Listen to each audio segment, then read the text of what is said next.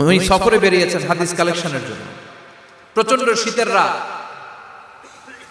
উনি মাগরিবের নামাজ, এশারের নামাজ পড়ে একটা মসজিদে শুয়ে পড়লেন, আর শুয়ে শুয়ে হাদিস পড়তেছেন। কি পড়তেছেন? কথা বলেন। আর মনে মনে ভাবলেন রাতটা মসজিদে কাটায় দেই, ফজরের নামাজ পড়ে আবার বেরোবো। কিন্তু দারোয়ান এসে বলে মসজিদে থাকতে পারবেন না, ওঠেন। দারোয়ান আছে না? কথা কন। আহমদ ইবনে হাম্বল বললেন আমি শুধু রাতটা থাকতে চাই, আমি তো ফজরেরও মুসল্লি, ফজর নামাজ পড়বো তো এই মসজিদে, আমার থাকতে দাও। দারোয়ান তো দেয় না, কেন? মসজিদে থাকার জায়গা না, যা। উনি যে আহমদ ইবনে হাম্বল এটা চিনে নাই, থাকতে দেয়। কি করবে এখন? উনি কাঁথা গুছিয়ে হাদিসের কিতাব নিয়ে কাঁধের মধ্যে ব্যাগ নিয়ে মসজিদ থেকে বেরোয় গেলেন। কি আর করবেন, প্রচন্ড শীত, আর কাঁপতেছেন, বুড়ো মানুষ। পথিমধ্যে দেখলেন বাজার, বাজার একজন খাব্বাস, শাবুন খাব্বাস, যুবক রুটি বিক্রেতা। সে রুটি বিক্রি করে, চুলার মধ্যে রুটি সেকে। সে যে সালাম দিল, আসসালামু আলাইকুম। যুবক বলে ওয়ালাইকুম আসসালাম। আহমদ ইবনে হাম্বল বলে যুবক আমার যাওয়ার জায়গা নেই, সফরে বেরিয়েছি, খুব শীতে কষ্ট পাচ্ছি, রাতে যদি তোমার এই চুলা থেকে একটু আগুন পোহাই কোনো সমস্যা? যুবক বলে না না সমস্যা না, আহলান ওয়া সাহলান, খোশ আমদেদ, আসেন আসেন, আপনি আগুন পোহাইলে আমার সমস্যা কি? সুবহানাল্লাহ পড়েন। আল্লাহ শুকরিয়া করে উনি বসলেন আর আগুন পোহাচ্ছেন। আর খেয়াল করলেন যুবক রুটি বানায় আর পরে আস্তাগফিরুল্লাহ, রুটির দলা বানায় পরে আস্তাগফিরুল্লাহ, খামির বানায় আর পরে আস্তাগফিরুল্লাহ, রুটি নিয়ে উনুনের ভিতরে চুলার ভিতরে সেকা দেয় আর পরে আস্তাগফিরুল্লাহ। দোকানদারের কাছে কেউ আসলেই সে রুটি দেয় আর পরে আস্তাগফিরুল্লাহ।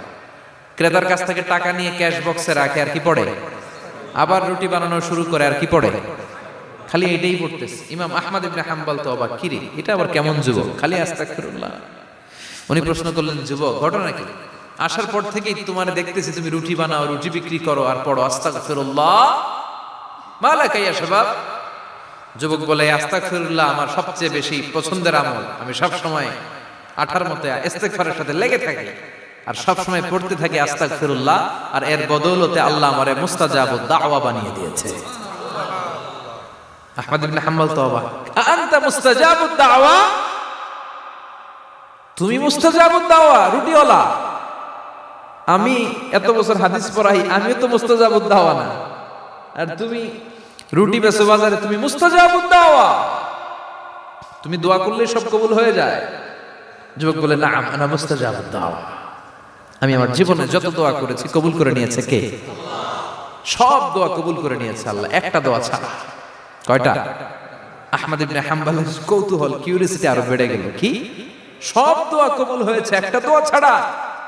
মাযালিকা দুআ ইয়া শাব, কি সেই দোয়া? যুবক এবার বলতে শুরু করলো আমার জীবনে যে দোয়াটা আল্লাহ কবুল করে নাই সেটা হচ্ছে আমি আল্লাহর কাছে অনেক চেয়েছি, অনেক দোয়া করেছি যে আল্লাহ শুনেছি এই জামানার সবচেয়ে বড় মুহাদ্দিস, তার নাম নাকি ইমাম আহমদ ইবনে হাম্বল। আল্লাহ তোমার কাছে আমার চাওয়া আমি যেন এই ইমাম আহমদ ইবনে হাম্বলের দেখে মরতে পারি, আমি যেন ইমাম আহমদ ইবনে হাম্বলের হাতে হাত রেখে মুসাফা করতে পারি আর তার কপালে একটা চুমু এঁকে দিতে পারি। আহমদ ইবনে হাম্বল আবেগপ্রবণ হয়ে গেলেন, চোখের পানি ছেড়ে দিলেন, বললেন যুবক তোমার এই দোয়াটাও কবুল হয়ে গিয়েছে। আহমদ ইবনে হাম্বলের দেখা সাক্ষাৎ পাওয়ার জন্য আহমদ ইবনে হাম্বলের বাড়িতে তোমার যাওয়ার দরকার নাই, আহমদ ইবনে হাম্বল তোমার দরবারে ছুটে এসেছে। আনা আহমদ ইবনে হাম্বল মুহাদ্দিসুদ দাহর, আমি নিজেই আহমদ ইবনে হাম্বল। যুবক চোখের পানি ছেড়ে দেয়, আহমদ ইবনে হাম্বল চোখের পানি ছেড়ে দেয়। যুবক চিৎকার মেরে ইমাম আহমদ ইবনে হাম্বলকে জড়িয়ে ধরে, হাতে হাত রেখে মুসাফা করে, কপালের মধ্যে চুমু খায় আর আল্লাহর শুকরিয়া করে বলে ও ইমাম আসলে এই দোয়াটাও আল্লাহ আজকে কবুল করে নিল। বিশ্বাস হয়? সবসময় ইস্তেগফার করলে আপনার দোয়াগুলোর এইভাবে কবুল করে নিবে কে? এই পাঁচটা জিনিস পাবেন সবসময় যদি ইস্তেগফারের সাথে লেগে থাকেন। রাজি আছেন তো? এজন্য বিশ্বনবী সব সময় নামাজে সালাম ফিরানোর পরে পড়তেন আস্তাগফিরুল্লাহ। কি পড়তেন? তিনবার পড়তেন আস্তাগফিরুল্লাহ, আস্তাগফিরুল্লাহ, আস্তাগফিরুল্লাহ। পড়তে রাজি আছেন? ইস্তেগফারের অনেকগুলো আলফাজ আছে, সবচেয়ে ছোট ইস্তেগফার হচ্ছে এটা আস্তাগফিরুল্লাহ, আস্তাগফিরুল্লাহ। আরো আছে আস্তাগফিরুল্লাহ আল্লাযী লা ইলাহা ইল্লা হুয়াল হাইয়ুল কাইয়্যুম আতুবু ইলাইহি। বিষ্ণু বলেন এই ইস্তেগফারটা যদি কেউ পড়ে, আত-তাওয়াল্লি মিন ইয়াউমিজ যাহাফ, যুদ্ধের ময়দান থেকে পালিয়ে আসা কবিরা গুনাহ। কি গুনাহ? কাফেরদের সাথে যুদ্ধ, আমি তাগড়া যুবক, তলোয়ার নিয়ে নেমেছি, আমার দেহের এক ফোঁটা রক্ত থাকা পর্যন্ত আমি যুদ্ধ চালিয়ে যাব, আমি ফিরে আসতে পারবো না, আইনটা কার? ফিরে আসলে কবিরা গুনাহ। বিশ্বনবী বলেন যুদ্ধের ময়দান থেকে ফিরে এসেছে এরকম কবিরা গুনাহ অবলম্বনকারীও যদি আস্তাগফিরুল্লাহ আল্লাযী লা ইলাহা ইল্লা হুয়াল হাইয়ুল কাইয়্যুম ওয়া আতুবু ইলাইহি পড়ে, ওই কবিরা গুনাহকারীকেও ক্ষমা করে দিবে কে? পড়তে রাজি আছেন তো? আবার সাইয়েদনা আবু বকর বললেন, ইয়া রাসূলুল্লাহ আল্লিমনি দুআআন আদউ বিহি ফি সালাতি, এমন দোয়া আপনি আমারে শিক্ষা দেন যে এই দোয়াটা আমি নামাজে পড়তে পারি। বিশ্বনবী বললেন, পড়ো আল্লাহুম্মা ইন্নী যালামতু নাফসি যুলমান কাসীরান ওয়া লা ইয়াগফিরুয যুনুবা ইল্লা আনতা ফাগফিরলি মাগফিরাতাম মিন ইনদিক ইন্নাকা আনতাল গফুরুর রহিম। সুবহানাল্লাহ পড়ো। এটাও ইস্তেগফার। আমরা এটার বলি দোয়া মাসুরা, সালাম ফেরানোর আগে পড়ি না? যেখানেই ক্ষমা চাওয়ার কথা আছে ওইটারই কি বলে? ইস্তেগফার। আল্লাহুম্মা ইন্নী যালামতু নাফসি, আল্লাহ জুলুম করেছি, যুলমান কাসীরা, অনেক জুলুম, ওয়ালা ইয়াগফিরুয যুনুবা ইল্লা আনতা, তুমি ছাড়া এই গুনাহ ক্ষমা করার তো কেউ নাই, ফাগফিরলি মাগফিরাতাম মিন ইনদিক, তোমার দয়ায় আমারে ক্ষমা করে দাও, ইন্নাকা আনতাল গফুরুর রহিম, তুমি হলা ক্ষমাশীল। ঠিক কি না? এটাও ইস্তেগফার, এটাও পড়বেন। আর এই সব ইস্তেগফারের শ্রেষ্ঠ ইস্তেগফারের নাম সাইয়্যিদুল ইস্তেগফার। যত ইস্তেগফার হতে পারে এর মধ্যে সবচেয়ে শ্রেষ্ঠতম ইস্তেগফার নাম কি? কথা কন। বুখারীর বর্ণনা, শাদ্দাদ ইবনে আউস রাদিয়াল্লাহু তাআলা আনহু বর্ণনা করেন, এই সাইয়্যিদুল ইস্তেগফার দিনের বেলা যে পড়বে ওই দিনে মারা গেলে সে জান্নাতি। এই সাইয়্যিদুল ইস্তেগফার রাতের বেলা যে পড়বে ওই রাতে যদি ইন্তেকাল হয় ওই লোকটা জান্নাতি। মুখস্থ আছে না? কার কার মুখস্থ হাত তুলেন? মাশাআল্লাহ, তাবারাকাল্লাহ, মাশাআল্লাহ, মাশাআল্লাহ। আর যাদের নাই তাদের হোমওয়ার্ক, তাদের আল্লাহুম্মা আনতা রাব্বি লা ইলাহা ইল্লা আনতা খালাকতানি ওয়া আনা আবদুক ওয়া আনা আলা আহদিকা ওয়া ওয়া'দিকা মাস্তাতা'তু আউযু বিকা মিন শাররি মা সানা'তু আবুউ লাকা বিনি'মাতিকা আলাইয়া ওয়া আবুউ লাকা বিযামবি ফাগফিরলি ফাইন্নাহু লা ইয়াগফিরুয যুনুবা ইল্লা আনতা। সুবহানাল্লাহ পড়েন। আজকে রাতে পড়ছেন, মারা গেলে জান্নাতি। চিল্লায় পড়েন আল্লাহু আকবার। এজন্য বিশ্বনবী বলেন আমার আগের গুনাহ মাফ, পরের গুনাহ মাফ, তারপরেও প্রতিদিন আমি 70 বার তওবা ইস্তেগফার পড়ি। আজকে থেকে পড়তে রাজি আছেন তো? বেশি বেশি ইস্তেগফার পড়া যাবে না? একটু প্রাণ খুলে দিল খুলে আওয়াজ করে পড়েন তো আস্তাগফিরুল্লাহ। আর জোরে পড়েন আস্তাগফিরুল্লাহ। আবার সবাই পড়েন আস্তাগফিরুল্লাহ। সব সময় তওবা ইস্তেগফার যারা পড়ে তাদেরকে পছন্দ করে কে? সব সময় জিকির করে করে জিহ্বাটারে যারা ভিজিয়ে রাখে তাদেরকেও পছন্দ করে কে? আল্লাহ বলেন ওয়াজকুর রাব্বাকা ফি নাফসিকা তাদাররুআন ওয়া খীফাতান ওয়া দুনাল জাহরি মিনাল কওলি বিল গুদুবি ওয়াল আসাল ওয়া লা তাকুম মিনাল গাফিলিন। সুবহানাল্লাহ পড়েন। আল্লাহ বলেন ওয়াজকুর রাব্বাকা ফি নাফসিক, আল্লাহরে মনে মনে ডাকো, তাদাররুআন ওয়া খীফা, আল্লাহর জিকির করতে আল্লাহ বলেছেন ফি নাফসিক। বুঝতেছেন না অর্থ? ফি নাফসিকা, মনে মনে আল্লাহর জিকিরটা করো। তাদাররুআন ওয়া খীফা, তাদাররুআন মানে বিনয়ের সাথে, with full of humility, submission and humbleness, বিনয়ের সাথে আল্লাহরে ডাকো। ওয়া খীফা, গোপনে গোপনে ডাকো। দুনাল জাহারি মিনাল কওল, চিৎকার চেঁচামেচি করে ডেকো না। কার কথা? আওয়াজ করে জিকির করো না। এই যে আমরা মাহফিলে লা ইলাহা ইল্লাল্লাহ জিকির করে, এটা তালিম। উদ্দেশ্য কি? তালিমের জন্য আওয়াজ করে জিকির জায়েজ আছে, কিন্তু ব্যক্তিগত জিকিরের যে ইবাদতটা এটা আস্তে আস্তে হইতে হবে, এটা ভদ্রভাবে হতে হবে, চিল্লাচিল্লি করে নয়। আবার তালিমের জিকির ওইটাও ভদ্রভাবে। ইন্নাল্লাহা জামিল ইউহিব্বুল জামাল, আমার আল্লাহ সুন্দর, আমার আল্লাহর জিকিরের মধ্যেও সৌন্দর্য আছে না নাই? কিন্তু এদেশে জিকিরের ভেতরে লাফালাফি আছে না নাই? বেশি না কম? কি বসেন বসেন, হ্যাঁ বসে যান তো, অনেক ধরনের আছে জিকির। হ্যাঁ বসেন বসেন, বসে যান। হ্যাঁ হাইবার আলী, এটা কি আবার জালালি? তো এই যে ইন্নাল্লাহা জামিল ইউহিব্বুল জামাল, আমার আল্লাহ সুন্দর, আমার আল্লাহর জিকিরের মধ্যেও সৌন্দর্য আছে না নাই? তালিমের উদ্দেশ্যে সবাই মিলে জিকির করা যায়, কিন্তু চিল্লাফাল্লা করা যাবে না, লাফালাফি করা যাবে না, মাথা ডানে বায়ে ঝোলানো যাবে না, ঠিক কি না? কিন্তু লাফালাফির জিকির আছে না নাই? লাফাইতে লাফাইতে, হ্যাঁ, গাছের আগায় বাঁশের আগায়, আবার যিনি জিকির পরিচালনা করে ওনার কান্দে যায় ওঠে, আছে না নাই? বিশ্বনবী সাহাবাদের নিয়ে জিকির করছেন, সাহাবারা লাফাতে লাফাতে খেজুর গাছের আগায়, হাদিসে আছে না এটা? বিশ্বনবী সাহাবাদেরকে নিয়ে জিকির করছেন, লাফাতে লাফাতে আবু বকর বিশ্বনবীর কান্দের উপরে, আছে হাদিসে আছে। এটা জিকির নয়। কি সুন্দর দেখেন, ইসলাম বোঝা কত সহজ। ওয়াযকুর রাব্বাকা ফি নাফসিকা তাদাররুআ ওয়া খাইফা, গোপনে জিকির করো, ভদ্রতার সাথে বিনয়ের সাথে জিকির করো। ওয়ালা তাকুম মিনাল গাফিলিন দুনাল জাহারি মিনাল কওল, চিৎকার চেঁচামেচি করে জিকির করো না। যারা চিৎকার দিয়ে হই হই হই হই করে, আছে না? হই হই হই হই হই হইয়ের ভিতরে আল্লাহর নাম আছে, হ্যাঁ? এই যে হুই হাই হুই হাই এই স্টাইলের যে জিকির, এটার ভিতরে আমার আল্লাহর নাম আছে? আল্লাহর নাম যদি না থাকে ওইটা জিকির হবে? কথা বলে। বিষ্ণু বললেন, খবরদার, চিৎকার চেঁচামেচি করে লাফালাফি করে যারা জিকির করে এরা মনে করে আল্লাহ কানে শোনে না। কথা বলেন। আপনি গোপনেও আল্লাহর ডাকলে আপনার ডাকে সাড়া দিবে কে? এজন্য রাব্বুল আলামিন বলেন, ফাযকুরুনি আযকুরকুম ওয়াশকুরুলি ওয়ালা তাকফুরুন। বান্দা আমার জিকির তোমরা করো, আমিও তোমাদের জিকির করব, ঠিক কি না? আমরা যদি আল্লাহর জিকির করি আমাদের জিকির করে কে? সুবহানাল্লাহ কইবেন না? আমরা আল্লাহর জিকির করে, আল্লাহ নাকি আমাদের জিকির করে, জানো তো না কথা এটা?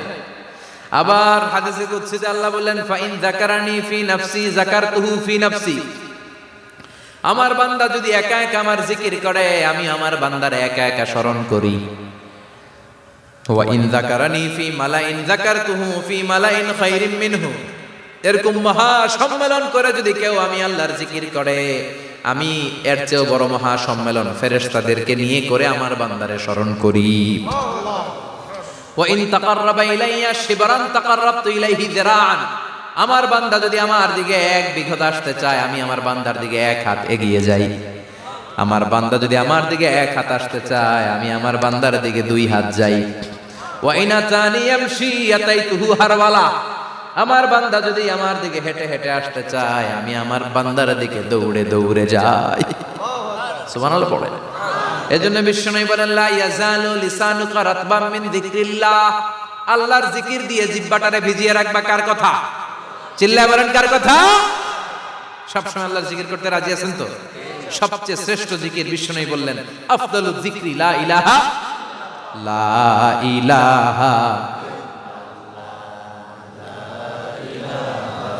লা ইলাহা ইল্লাল্লাহু মুহাম্মাদুর রাসূলুল্লাহ সাল্লাল্লাহু। সবচেয়ে শ্রেষ্ঠ জিকির লা ইলাহা, এর চেয়ে শ্রেষ্ঠ জিকির আছে? কথা বলেন। বিষ্ণু বললেন, মান ক্বালা লা ইলাহা ইল্লাল্লাহ সিদকান মিন কলবিহি, একনিষ্ঠতার সাথে অন্তর থেকে কেউ যদি জীবনে একবার বলে লা ইলাহা ইল্লাল্লাহ, দাখালাল জান্নাহ। তার যদি পাপ থাকে, অন্যায় থাকে, ওই পাপ আর অন্যায়ের শাস্তিগুলার পরে কোনো না কোনো দিন আমার ওই বান্দা জান্নাতে ঢুকবে। একবার যদি খালিসান মিন কলবিহি সে পড়ে লা ইলাহা ইল্লাল্লাহ, তার জন্য জান্নাতকে অবধারিত করে দিয়েছে কে? আবার এটার নাম আল্লাহ দিয়েছে কালিমায়ে। কথা বলেন। দরাবাল্লাহু মাসালান কালিমাতান তাইয়িবাতান কাশাজারাতিন তাইয়িবাতিন আসলুহা সাবিতুন ওয়া ফারউহা ফিস সামা। সুবহানাল্লাহ। পবিত্র বাণী এটা কালিমায়ে তাইয়িবা।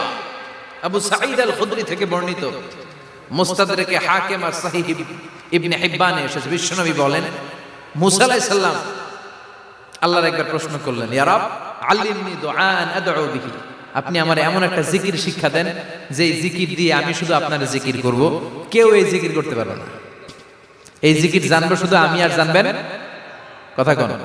প্রশ্ন করছে কে? হ্যাঁ, কাকে করেছে? আল্লাহ এমন একটা জিকির শিখান যেই জিকির কেউ জানে না, আমি জানবো, আর ওই জিকির দিয়ে প্রাণ ভরে আপনারে ডাকবো। আল্লাহ বললেন, মুসা পড়ো লা ইলাহা লা ইলাহা ইল্লাল্লাহু মুহাম্মাদুর রাসূলুল্লাহ। মুসা আলাইহিস সালাম বললেন, আল্লাহ চাইলাম কি, কইলেন কি? লা ইলাহা তো জাতীয় জিকির, এটা তো আন্তর্জাতিক জিকির, এটা জানে না এমন কেউ নাই। এমনকি হিন্দু ভাইরাও জানে। কথা কন আল্লাহ, আমি তো চাইছিলাম এক্সক্লুসিভ আমার জন্য স্পেশাল, এর চেয়ে সুন্দর আর কেউ জানবে না। এত সুন্দর একটা জিকির আপনি দিবেন, এটা আমি ডাকবো আপনারে আর আপনি শুনবেন। আল্লাহ বললেন, মুসা এর চেয়ে দামি আমার কাছে নাই। লাউ তাদউ লা ইলাহা ইল্লাল্লাহ ফি কাফা, লা ইলাহা রে যদি মুসা এক পাল্লায় রেখে দাও, ওয়াস সামাওয়াতু সাবউ ওয়াল আরদিন, সাত আকাশ সাত জমিন যদি আরেক পাল্লায় রেখে দাও, লা ইলাহা এক পাল্লায়, সাত আকাশ সাত জমিন আরেক পাল্লায় ওজন যদি দাও, লা রাজাহাত কাফাতু লা ইলাহা ইল্লাল্লাহ, মুসা দেখবা মুহূর্তের মধ্যে লা ইলাহা ইল্লাল্লাহর পাল্লা ভারী হয়ে গেছে। সাত আকাশ সাত জমিন এক পাল্লায়, শুধু লা ইলাহা ইল্লাল্লাহ আরেক পাল্লায়, মুহূর্তে লা ইলাহার পাল্লাটারে ভারী করে দিবে কে? এটা বিপ্লবী বাণী। আমরা এটার ভিক্ষার মধ্যে লাগাইছি। এখন ভিক্ষা করার সময় লা ইলাহা আছে না নাই? একটা টাকা দিয়া যান, আমি গরিব ইনসান আর সমান, একটা টাকা দিয়া যান, আমি গরিব ইনসান, আছে না নাই? জুমার নামাজের সময় ভিক্ষা করে, একটা টাকা দিয়া যান, আর লা ইলাহার জিকির লগে, আছে না নাই?